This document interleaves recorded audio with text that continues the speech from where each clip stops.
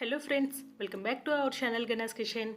ఇవాల్టి వీడియోలో ఎగ్ మసాలా ఫ్రైని చాలా టేస్టీగా ఎలా తయారు చేసుకోవాలో చూసేద్దామండి.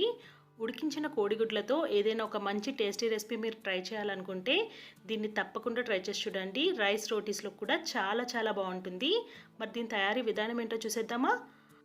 ముందుగా ఉడికించుకొని తొక్క తీసుకున్న నేను ఇక్కడ 5 ఎగ్స్ని తీసుకున్నాను. వీటిని ఇలా 1కి 2 ముక్కలుగా కట్ చేసుకోవాలి. ఈ ఎగ్స్ని ఒక 12 నిమిషాల పాటు ఉడికించుకుంటే సరిపోతుందండి. ఇలా కట్ చేసుకున్న ఈ ఎగ్స్ని ఒక ప్లేట్లోకి పెట్టేసుకోండి. ఇదే విధంగా అన్నిటినీ కూడా మనం కట్ చేసుకొని తీసుకోవాలి. ఇలా ఎగ్స్ అన్ని కట్ చేసుకున్న తర్వాత ఇప్పుడు వీటిని మనం ఫ్రై చేసుకుందాము. దీనికోసం స్టవ్ మీద ఒక ప్యాన్ పెట్టుకొని ఇందులోకి ఒక 2 టేబుల్ స్పూన్ల నూనెను వేసి కొద్దిసేపు వేడి చేయండి.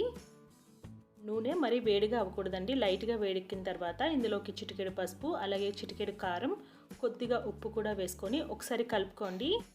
వీటిని మరీ ఎక్కువసేపు వేయించకూడదండి, మసాలాలు నల్లగా అయిపోతాయి. జస్ట్ ఒకసారి కలుపుకున్న తర్వాత ఇందులోకి మనం ముందుగా ఉడికించి కట్ చేసుకొని పెట్టుకున్న ఎగ్స్ని వేసేసుకోండి. ఇలా ఎగ్స్ అన్నిటిని వేయించుకున్న తర్వాత ఒక 2-3 నిమిషాల పాటు ఒకవైపు వేయించుకోవాలి. ఒకవైపు వేగిన తర్వాత రెండో వైపు కూడా టర్న్ చేసుకొని వేయించుకోవాలి. వీటిని మరీ ఎక్కువసేపు వేయించాల్సిన అవసరం లేదండి. ఒక 2-3 నిమిషాల పాటు షాలో ఫ్రై చేసుకుంటే సరిపోతుంది. ఇలా ఒకవైపు వేగిన తర్వాత రెండో వైపు కూడా టర్న్ చేసి చూడండి. రెండు వైపులా చక్కగా వేగిన తర్వాత వీటిని మనం ప్లేట్లోకి తీసేసుకోవాలి. ఇలా ఎగ్స్ అన్నిటిని ఒక ప్లేట్లోకి తీసేసుకున్న తర్వాత ఇదే కడాయిలోకి ఇంకొక 2 టేబుల్ స్పూన్ల నూనెను వేసి వేడి చేయండి. నూనె వేడయ్యాక 4-5 పచ్చిమిర్చిని ఇలా నిలువుగా ముక్కలుగా కట్ చేసుకొని వేసుకోండి. అలాగే కొద్దిగా కరివేపాకును కూడా వేసుకొని వీటిని కొద్దిసేపు వేయించండి.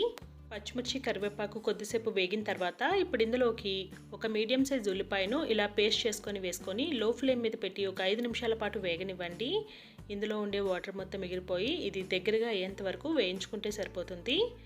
ఇలా ఉల్లిపాయ పేస్ట్ వేగుతున్నప్పుడే ఇందులోకి 1 టీ స్పూన్ అల్లం వెల్లుల్లి పేస్ట్ని కూడా వేసుకొని పచ్చివాసన పోయేంత వరకు వేయించుకోవాలి. చూసారు కదా, ఉల్లిపాయ పేస్ట్ అలాగే అల్లం వెల్లుల్లి పేస్ట్ కూడా చక్కగా వేగి ఆయిల్ పైకి తేలిన తర్వాత ఇందులోకి 1 టీ స్పూన్ కారం, 1/2 టీ స్పూన్ గరం మసాలా పొడి, అలాగే రుచికి సరిపడా ఉప్పును కూడా వేసుకొని ఈ మసాలాలను కూడా ఒక 2-3 నిమిషాల పాటు లో ఫ్లేమ్ మీద పెట్టి వేగనివ్వండి. ఇలా మసాలాలను ఒక 2-3 నిమిషాల పాటు వేయించుకున్న తర్వాత ఇప్పుడు ఇందులోకి మనం ముందుగా వేయించుకున్న ఎగ్స్ని వేసేసుకోండి.